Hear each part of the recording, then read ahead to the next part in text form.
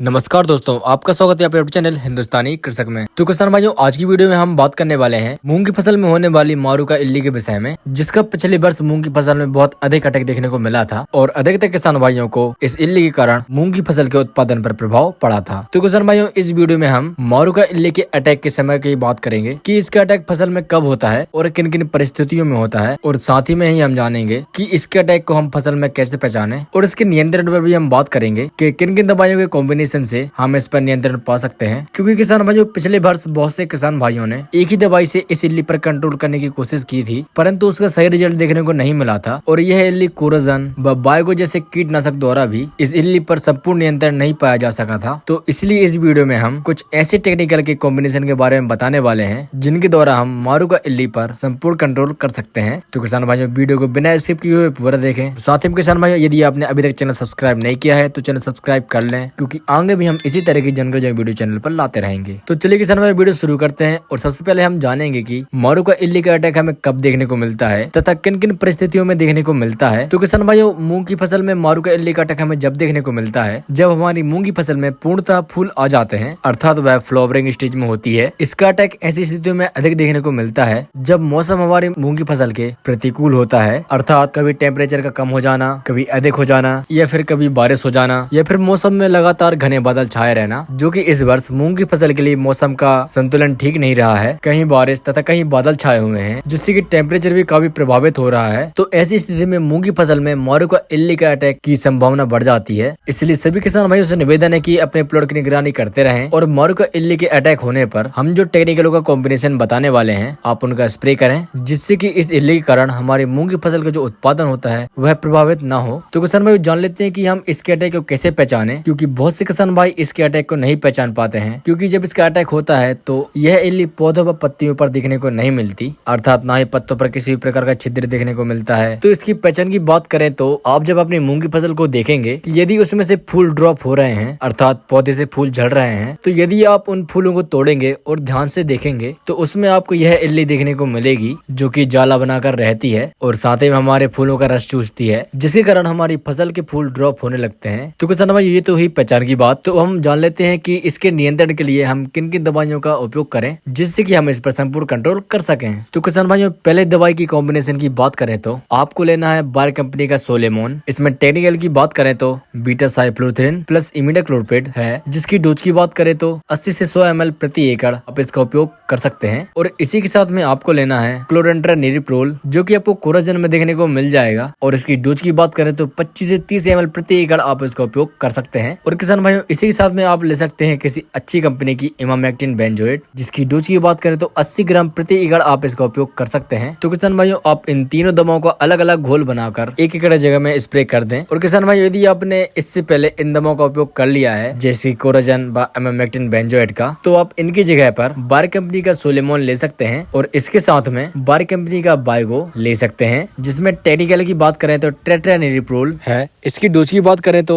80 से 100 ml प्रति एकड़ आप इसका उपयोग कर सकते हैं। तो किसान भाइयों, आप इन दोनों दवाइयों के टेक्निकल के कॉम्बिनेशन द्वारा मारूका इल्ली पर कंट्रोल कर सकते हैं। और किसान भाइयों, हमने जो आपको 2 कॉम्बिनेशन बताए हैं, आप उन 2 कॉम्बिनेशन में से किसी एक कॉम्बिनेशन का उपयोग करें और साथ ही में आप इन दवाओं के साथ चिपको अर्थात स्टिकर का उपयोग जरूर करें। और किसान भाइयों, आप इन दवाइयों के साथ बिलबोर्ड कंपनी का ब्रांड नाम से एक पीजीआर आता है, जो कि हमारे पौधे के स्ट्रेस को कम करता है और फूलों व फलों की संख्या को बढ़ाता है। तो आप उसका उपयोग भी करें, क्योंकि यहाँ पर हम जो क्रॉस टेक्निकलों का उपयोग करके मारूका इल्ली को रोक रहे हैं, तो इन दवाइयों के कारण पौधा किसी प्रकार के स्ट्रेस में ना आए, इसलिए आप ब्रांड का उपयोग करें। तो किसान भाइयों, दोनों दवाइयों के कॉम्बिनेशन में से किसी एक कॉम्बिनेशन के द्वारा आप मारूका इल्ली पर कंट्रोल कर सकते हैं। और किसान भाइयों, अपने प्लॉट की निगरानी करते रहें और फूल आते समय भी आप इन दवाइयों का प्रयोग कर सकते हैं, अर्थात मारूका इल्ली के अटैक के पूर्व भी आप दवाई का स्प्रे कर सकते हैं। तो किसान भाइयों, यही थी आज की जानकारी। यदि आपको वीडियो अच्छी लगी हो तो वीडियो को लाइक कर दीजिएगा एवं चैनल को सब्सक्राइब कर दीजिएगा। और यदि आपको कोई अन्य जानकारी चाहिए तो आप हमसे इंस्टाग्राम पर भी संपर्क कर सकते हैं। मिलते हैं हमारी अगली वीडियो में, जब तक के लिए जय जवान जय किसान।